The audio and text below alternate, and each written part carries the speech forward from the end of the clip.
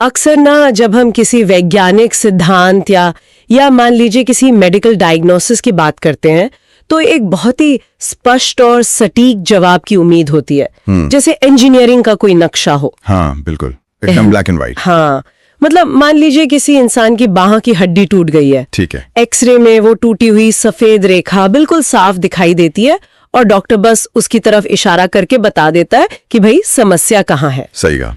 ये एकदम बाइनरी स्थिति होती है, या तो हड्डी टूटी है या नहीं टूटी है, सब कुछ बहुत स्पष्ट और सामने होता है। और ये स्पष्टता ना इंसानी दिमाग को बहुत सुकून देती है। हम इंसानों की फितरत है कि हमें चीजें साफ साफ देखना, उन्हें अलग अलग खांचों या डिब्बों में बांटकर समझना बहुत पसंद है। बिल्कुल। इससे दुनिया थोड़ी कम डरावनी लगती है। बिल्कुल, लेकिन जैसे ही कोई इंसान इस ब्लैक एंड व्हाइट दुनिया से निकलकर ब्रह्मांड विज्ञान मतलब कॉस्मोलॉजी या क्वांटम फिजिक्स या फिर प्राचीन दर्शन की दुनिया में कदम रखता है ना, तो अचानक वो एक्सरे मशीन काम करना बंद कर देती है। अरे हाँ, बिल्कुल धुंधला हो जाता है सब। हाँ, हम एक ऐसे परिदृश्य को देखने लगते हैं जो बहुत ही रहस्यमय है, धुंधला है और हमारी जो सामान्य समझ है ना उससे बिल्कुल परे है। और यहीं से हमारी आज की इस गहन वैचारिक चर्चा की शुरुआत होती है। आज हमारे सामने जो विचार हैं वे गोस्वामी श्याम मनोहर जी द्वारा रचित पुस्तक ब्रह्मवाद से आते हैं। जी, एक बहुत ही अद्भुत स्रोत है ये। हाँ, और हमारा मिशन आज ये समझना है कि कैसे हजारों साल पहले लिखे गए हमारे वैदिक ग्रंथ, खासकर श्रुतियां और उपनिषद, और आज की सबसे आधुनिक एस्ट्रोफिजिक्स ब्रह्मांड की उत्पत्ति और अस्तित्व के बारे में आश्चर्यजनक रूप से एक ही निष्कर्ष पर पहुंच रहे हैं। और ये चर्चा हमारे सुनने वालों के लिए इसलिए बहुत महत्वपूर्ण है क्योंकि देखिए, ये सिर्फ कोई पुराना किताबी ज्ञान या कोई ऐतिहासिक तुलना नहीं है। बिल्कुल नहीं। ये दोनों दुनियाओं यानी आधुनिक विज्ञान और प्राचीन अध्यात्म, उनके बीच की उस दीवार को पूरी तरह से गिराने की कोशिश है जो शायद कभी अस्तित्व में थी ही नहीं।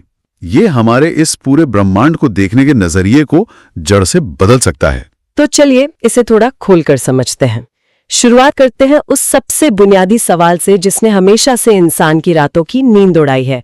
सवाल ये है कि इस सब की शुरुआत आखिर हुई कैसे? हाँ, बिग बैंग और क्रिएशन वाला सवाल। हाँ, मतलब जब कुछ भी नहीं था तब क्या था?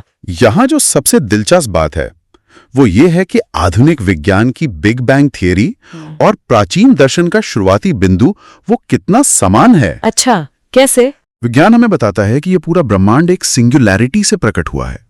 सिंगुलैरिटी यानी एक ऐसा बिंदु जहां गुरुत्वाकर्षण इतना अधिक था और घनत्व इतना ज्यादा था कि अंतरिक्ष और समय यानी स्पेस और टाइम उनका कोई अस्तित्व ही नहीं था। मतलब कोई जगह नहीं, कोई वक्त नहीं। बिल्कुल, प्रकाश भी वहां से बाहर नहीं आ सकता था। सब कुछ एक ही अनंत बिंदु में सिमटा हुआ था। अब इसी बात को अगर हम उपनिषदों के नजरिए से देखें तो वे इस अवस्था को सुषुप्ति यानी गहरी नींद या तमस यानी अंधकार की अवस्था कहते हैं। गहरी नींद, तो इसका मतलब है कि अंधकार या तमस का अर्थ कोई खालीपन या शून्य नहीं था। चीजें खत्म नहीं हुई थी बल्कि बस एक सुप्त अवस्था में थी। बिल्कुल सही पकड़ा आपने। वैदिक साहित्यों में इस अवस्था को बहुत ही गहराई से अव्यक्त रूप कहा गया है, अनमैनिफेस्ट। अव्यक्त का मतलब ये नहीं है कि कुछ था ही नहीं। अच्छा, तो फिर क्या था? इसका मतलब है कि सब कुछ मौजूद तो था लेकिन उसने अभी कोई आकार नहीं लिया था, वो प्रकट नहीं हुआ था। ये वैसा ही है जैसे एक बीज के अंदर पूरा का पूरा पेड़ छुपा हो, है ना? बीज को बाहर से देखकर कोई नहीं कह सकता कि इसके अंदर विशाल शाखाएं हैं, हजारों पत्ते हैं और मीठे फल हैं। एकदम सही एनालॉजी है। वो सब उस वक्त अव्यक्त हैं, लेकिन वो सब उसी एक छोटे से बिंदु में पूरी तरह से मौजूद हैं, बस उन्हें फूटने का इंतजार है। लेकिन मैं सोच रही थी कि क्या हमारे प्राचीन विचारकों ने सच में उस महाविस्फोट या बिग बैंग की कोई कल्पना की थी या ये सिर्फ एक काव्यात्मक विचार था? नहीं, ये सिर्फ कविता नहीं थी। उपनिषदों में एक बहुत ही सटीक अवधारणा का जिक्र है जिसे हिरण्यगर्भ कहा गया है। हिरण्यगर्भ? हाँ, हिरण्यगर्भ का शाब्दिक अर्थ है एक स्वर्णिम अंडा, गोल्डन वूम। ग्रंथों के अनुसार जब वो अव्यक्त अवस्था जागृत हुई तो ये ब्रह्मांडीय अंडा या हिरण्यगर्भ फूटा और वहीं से सृष्टि का विस्तार शुरू हुआ, समय और अंतरिक्ष का जन्म हुआ। क्या बात है, ये तो बिल्कुल बिग बैंग जैसा ही है। बिल्कुल, ये वर्णन बिग बैंग के उस महाविस्फोट से इतना अधिक मिलता जुलता है कि इसे सिर्फ एक इत्तेफाक मानकर नजरअंदाज करना वैज्ञानिक नजरिए से भी गलत होगा। दोनों ही विचारधाराएं, चाहे वो आज की एस्ट्रोफिजिक्स हो या हजारों साल पुराने वेद, ये मानती हैं कि शून्य जैसी दिखने वाली अवस्था दरअसल पूर्णता से भरी हुई एक अत्यधिक संघनित अवस्था थी।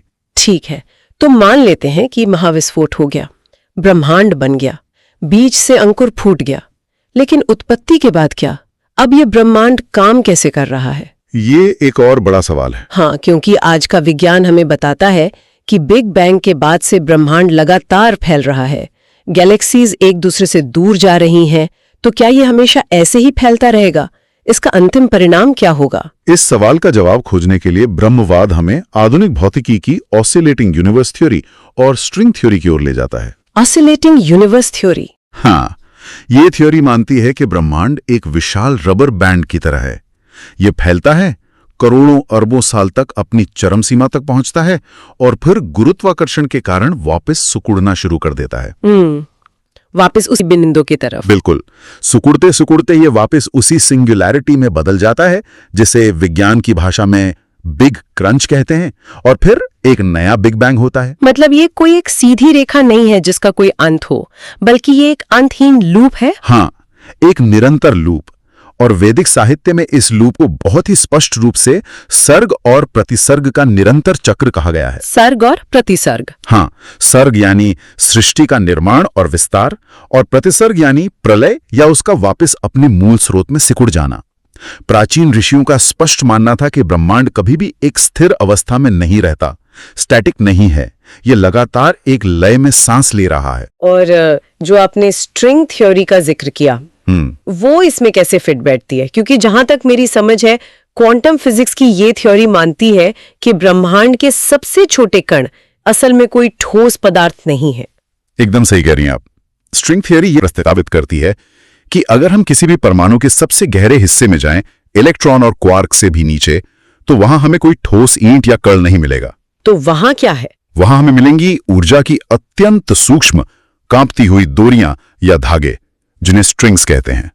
कल्पना कीजिए कि ब्रह्मांड एक विशाल वायलिन है। अच्छा, एक वायलिन की तरह। हाँ, जब ये सूक्ष्म डोरियां अलग अलग फ्रीक्वेंसी पर कंपन करती हैं, वाइब्रेट करती हैं, तो अलग अलग कण बनते हैं।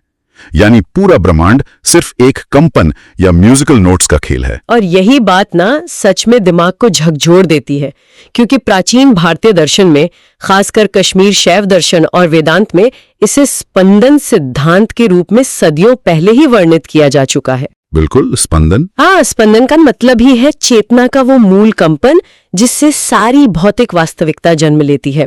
लेकिन यहाँ मुझे थोड़ा रुककर एक बहुत ही क्रिटिकल सवाल पूछना होगा आपसे। जी बिल्कुल, पूछिए। देखिए, मैं समझ सकती हूँ कि ये समानताएं हैरान करने वाली हैं, लेकिन क्या हम अनजाने में कन्फर्मेशन बायस का शिकार तो नहीं हो रहे? मतलब क्या हम सिर्फ आधुनिक विज्ञान के भारी भरकम शब्दों को पुराने ग्रंथों पर जबरदस्ती थोप तो नहीं रहे? ये सवाल तो उठना लाजमी है ना? क्योंकि मेरा मतलब है, विज्ञान पूरी तरह से लेबोरेटरी के प्रयोगों और कठोर गणित पर आधारित है, जबकि दर्शन और धर्म तो आस्था और ध्यान की बुनियाद पर खड़े हैं। क्या हम सेब और संतरे की तुलना करके खुद को तसल्ली नहीं दे रहे? यह एक बहुत ही जायज और आवश्यक सवाल है। अगर हम इस पर सवाल नहीं उठाएंगे तो ये पूरी चर्चा बेमानी हो जाएगी। इस पुस्तक के लेखक ने इस संशय को दूर करने के लिए महान भौतिक विज्ञानी स्टीफन हॉकिंग की पुस्तक द ग्रैंड डिजाइन में दिए गए एक बहुत ही दिलचस्प सिद्धांत का हवाला दिया है। अच्छा, कौन सा सिद्धांत? इसे मॉडल डिपेंडेंट रियलिज्म कहते हैं। Model dependent realism? इस सिद्धांत का तंत्र काम कैसे करता है? इसे ऐसे समझिए, हॉकिंग कहते हैं कि इंसानी दिमाग वास्तविकता से सीधा संपर्क नहीं करता। ये हमारी इंद्रियों से मिलने वाले डेटा के आधार पर दुनिया का एक मॉडल या नक्शा बनाता है। ठीक है। मान लीजिए एक मछली है जो गोल कांच के बाउल के अंदर से दुनिया को देख रही है। फिश बोल वाली एनालॉजी। हाँ, अब कांच की गोलाई के कारण उसे हर चीज मुड़ी हुई दिखेगी। अगर वो मछली कोई भौतिकी का नियम बनाएगी तो वो मुड़ी हुई दुनिया के हिसाब से ही गणित लगाएगी। जाहिर है, क्योंकि उसका मॉडल वही है। बिल्कुल, और अगर उसका वो गणित उसकी दुनिया में बिल्कुल सही काम करता है, भविष्यवाणियां सही करता है, तो उसके लिए वही वास्तविकता है। तो इसका मतलब है कि ये पूछना ही गलत है कि कौन सा मॉडल असली है। एकदम सही। हॉकिंग का तर्क है कि महत्वपूर्ण ये नहीं है कि कोई मॉडल वास्तविक है या नहीं, बल्कि ये है कि क्या वो हमारे अवलोकनों के साथ सटीक बैठता है। आधुनिक विज्ञान एक ऐसा मॉडल है जो गणित, टेलीस्कोप और पार्टिकल एक्सेलरेटर की भाषा बोलता है। हाँ, बाहर की दुनिया का मॉडल। वहीं वैदिक दर्शन एक ऐसा मॉडल है जो मानवीय चेतना, ध्यान और दर्शन की भाषा बोलता है। दोनों सत्य को समझने की दो अलग अलग वैचारिक मॉडल हैं। एक बाहर से अंदर की तरफ जा रहा है और दूसरा अंदर से बाहर की तरफ। लेकिन दोनों ही मॉडल जिस अंतिम वास्तविकता की तरफ इशारा कर रहे हैं वो एक ही है। तो अगर ये दोनों शक्तिशाली मॉडल एक ही अंतिम सच्चाई की तरफ इशारा कर रहे हैं, तो वो सच्चाई है क्या? मतलब आज का सबसे आधुनिक विज्ञान किस अंतिम सत्य की तलाश में अपनी सारी ऊर्जा लगा रहा है? देखिए, आधुनिक भौतिक विज्ञान दशकों से एक ऐसी थ्योरी की तलाश में है जिसे ग्रैंड यूनिफाइड थ्योरी या GUT कहा जाता है। गट थ्योरी। हाँ, वैज्ञानिक ये तो समझ गए हैं कि ब्रह्मांड में 4 मुख्य बल हैं: गुरुत्वाकर्षण, विद्युत चुंबकीय शक्ति और परमाणु के भीतर के 2 बल, स्ट्रॉन्ग और वीक न्यूक्लियर फोर्सेस। ग्रेविटी और इलेक्ट्रोमैग्नेटिज्म वगैरह। जी, लेकिन भौतिक विज्ञानी इन चारों को अलग अलग नहीं देखना चाहते। उनका गणित कहता है कि जब बिग बैंग हुआ था, उस प्रचंड तापमान में ये चारों बल अलग अलग नहीं थे। वे सब एक ही महाशक्ति का हिस्सा थे, एक सुपर फोर्स। विज्ञान उस एक फॉर्मूले की तलाश में है जो इन सबको फिर से एक कर सके। और यहीं पर उपनिषदों की गूंज सबसे तेज सुनाई देती है। वेदों में इसके लिए जो सूत्र हजारों सालों से दोहराया जा रहा है वो है एकमेवाद्वितीयम। बिल्कुल, एकमेवाद्वितीयम, यानी केवल एक, जिसके समान कोई दूसरा नहीं। केवल एक ही सत्य है जो अनेक रूपों में प्रकट हो रहा है। और इसी बिंदु पर ब्रह्मवाद हमें वेदांत की एक बहुत ही सूक्ष्म और गहरी समझ की तरफ ले जाता है। यहाँ वल्लभा वेदांत की शुद्धाद्वैत दर्शन को समझना बहुत जरूरी है। शुद्धाद्वैत, ये उस आम अद्वैत या मायावाद से कैसे अलग है जिसके बारे में हम अक्सर सुनते हैं कि यह दुनिया एक भ्रम है? ये अंतर सिर्फ तकनीकी नहीं है, ये जीवन को देखने का पूरा नजरिया बदल देता है। शंकराचार्य का जो अद्वैत दर्शन है वो कहता है कि ये दृश्यमान संसार माया है, एक भ्रम है, जैसे रेगिस्तान में पानी का धोखा, मिराज। हाँ, मिराज की तरह। उनके अनुसार केवल निर्गुण ब्रह्म ही सत्य है और दुनिया झूठी है। इसलिए इंसान का लक्ष्य इस माया के जाल से बाहर निकलना होना चाहिए। लेकिन वल्लभाचार्य का शुद्धाद्वैत इसे पूरी तरह से नकारता है। अच्छा, ये मानता है कि ये ब्रह्मांड कोई भ्रम या माया नहीं है, ये उसी एक परब्रह्म का वास्तविक, सुंदर और सत्य प्रकटीकरण है, मैनिफेस्टेशन है। क्या आप इसे किसी उदाहरण से समझा सकते हैं? थोड़ा और क्लियर हो जाएगा। बिल्कुल। मान लीजिए आपके पास शुद्ध सोने का एक बिस्किट है। हाँ। आप उसे पिघलाकर उससे एक सुंदर हार, कुछ चूड़ियां और एक अंगूठी बना लेते हैं। ठीक है, ज्वेलरी बन गई। अब रूप बदल गया है, नाम बदल गया है, लेकिन क्या वो हार भ्रम है? नहीं, सोना तो सोना ही है। बिल्कुल नहीं, वो हार भी उतना ही असली है जितना कि वो सोने का बिस्किट। वल्लभ वेदांत कहता है कि क्योंकि इस ब्रह्मांड की रचना स्वयं उस परम सत्य ने, यानी ब्रह्म ने अपने ही अंश से की है, इसलिए यह ब्रह्मांड भी पूर्ण रूप से सत्य है, कोई धोखा नहीं है। ये तो बहुत ही क्रांतिकारी विचार है। यानी विज्ञान जिसे ऊर्जा कहता है, एनर्जी, वो ऊर्जा जो सिर्फ रूप बदलती है, जैसे काइनेटिक एनर्जी से इलेक्ट्रिकल एनर्जी में। हाँ, law of conservation of energy. बिल्कुल, जिसे न तो बनाया जा सकता है और न ही नष्ट किया जा सकता है, जो हर भौतिक वस्तु का मूल आधार है। वेदांत उसी अपरिवर्तनीय सत्य को भ्रम कहता है।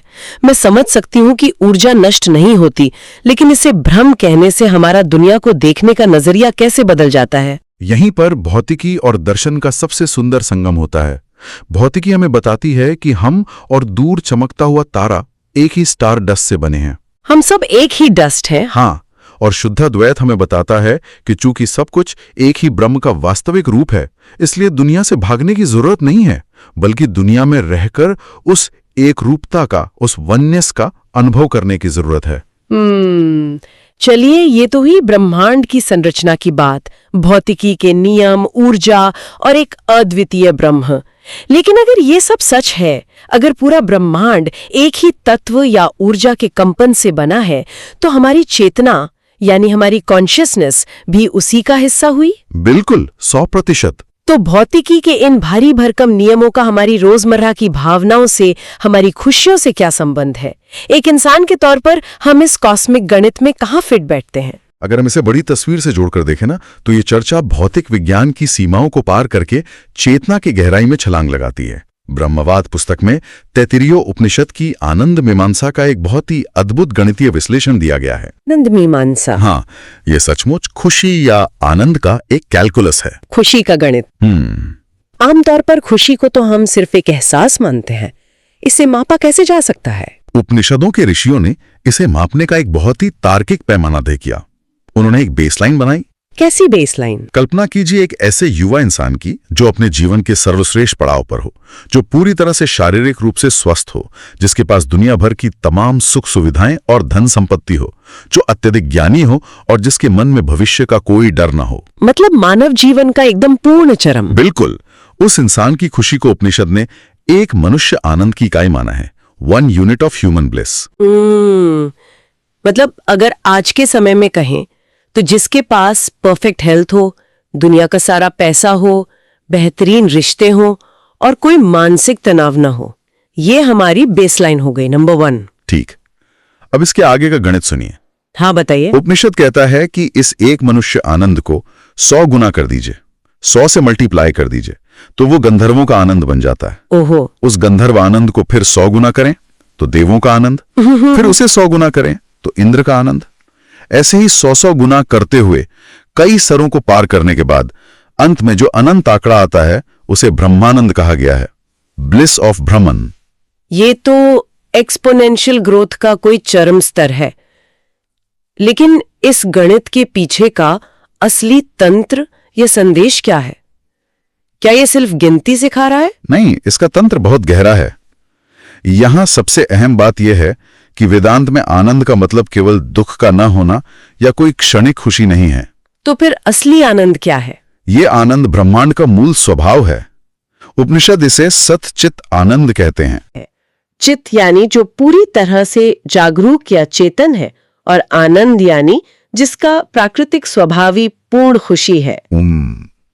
ये एनालॉजी मुझे बहुत गहरे स्तर पर हिट कर रही है। तो जो डोपामाइन हिट हमें सोशल मीडिया पर लाइक्स मिलने से मिलता है, या कोई नई महंगी गाड़ी खरीदने पर जो कुछ दिनों की खुशी होती है, वो उस अनंत आनंद के सागर की बस एक छोटी सी बूंद है। हाँ, या यूं कहें कि सिर्फ एक छींटा है, एक स्प्लैश। सच में हम दिन रात अपनी पूरी जिंदगी उस एक छींटे के पीछे भागने में निकाल देते हैं, जबकि हमारा मूल स्वभाव, हमारी चेतना की गहराई में वो पूरा समंदर पहले से मौजूद है। बिल्कुल, हम उस परिच्छिन्न या सीमित सुख में उलझे हैं, जबकि उपनिषद हमें याद दिला रहे हैं कि हमारा निर्माण उसी असीमित ब्रह्मानंद से हुआ है। लेकिन यहाँ ना एक बहुत बड़ा विरोधाभास पैदा होता है, एक पैराडॉक्स। कैसा पैराडॉक्स? अगर ब्रह्मांड का मूल स्वभाव इतना ही आनंदमय है, अगर वो एकमेव अद्वितीयम पहले से ही पूर्ण था, उसे किसी चीज की कमी नहीं थी, तो उसने ये सब बनाया ही क्यों?